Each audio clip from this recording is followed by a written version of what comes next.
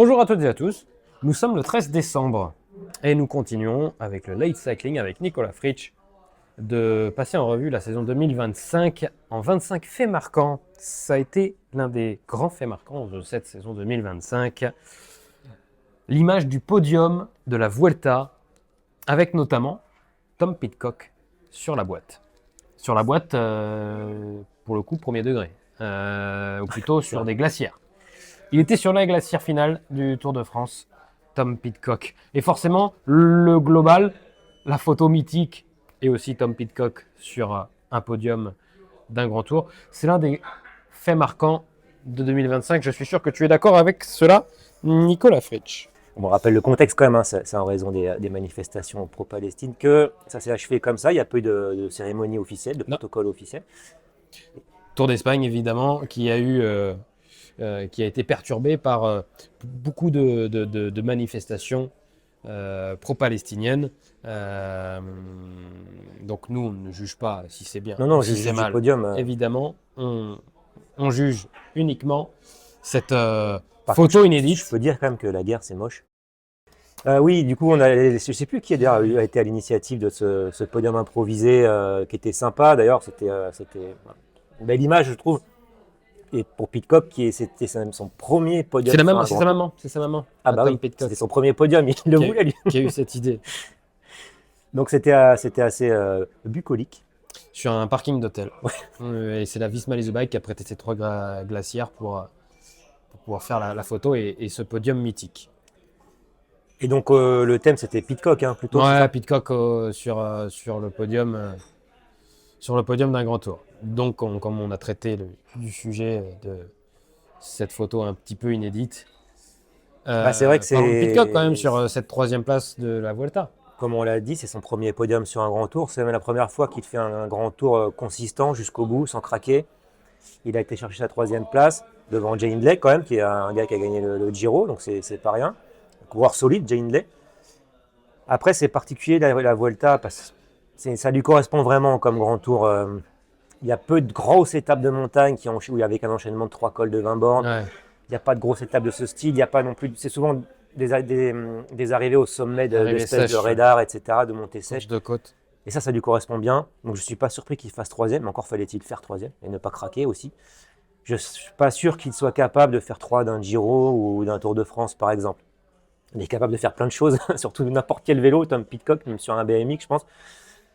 Et moi, c'est déjà beau d'avoir été faire 3e de cette Vuelta avec sa nouvelle équipe Q36.5. Il fait quand même globalement, il fait une belle saison. On se rappelle de son début de saison, de sa 2e place sur l'Estrade Bianche, le seul à suivre quand même Pogacar. Donc une belle première saison pour Pidcock. Je ne sais pas quelles sont ses ambitions en 2026. Est-ce que ça va lui donner des idées? Est-ce qu'il va avoir envie de jouer un classement général sur un grand tour? Je ne sais pas. T'en penses quoi, toi? Tom Pidcock, Sur un grand tour. Vuelta. Ouais, on est d'accord. Compliqué de faire allez, top 10, oui, sur un Oui, Giro ou un mais Tour est-ce de que France. ça l'intéresse Voilà, c'est ça. Est-ce qu'un pense coureur pas de sa qu'il- trempe, il se dit, ouais, super, j'ai fait 9e du Tour. Je pense pas qu'il ait le salaire pour faire, Je sais que pour faire top 10, pour avoir comme objectif de faire top 10 sur les c'est grands ça, je tours. sais que c'est le salaire de Pidcock, faut savoir, ça lui pose problème. Enfin, ça J'avais pose dit en problème. début de saison que c'était pour moi le coureur le plus surcoté du peloton. Et je disais ça à cause de ce salaire. Il fait partie des, je crois, 5 coureurs les mieux rétribués du peloton.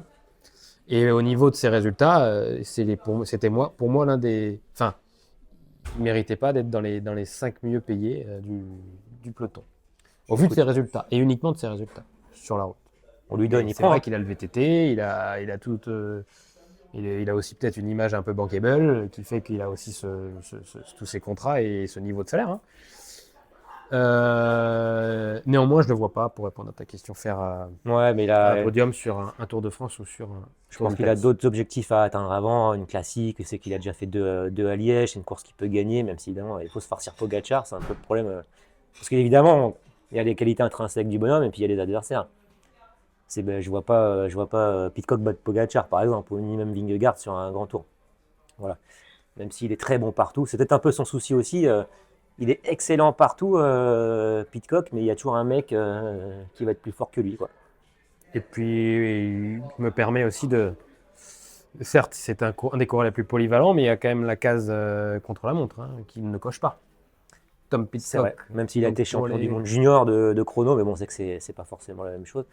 Oui, mais c'est pour ça, sur une Vuelta, il y a rarement, il n'y a pas de chrono de 50 bornes, donc globalement, ça Ouais. n'existe plus tout ça. Donc, écoute, c'est très bien, il a fait troisième d'une Vuelta, c'est quand même déjà pas mal. Maintenant, viser mieux, ça me paraît dur. Voilà pour l'un des grands faits marquants de cette saison 2025, le podium particulier et le Tom Pidcock qui est sur la boîte. On se retrouve demain, 14 décembre, pour un nouveau fait marquant de la saison 2025. On parlera d'une course et d'un finish assez particulier.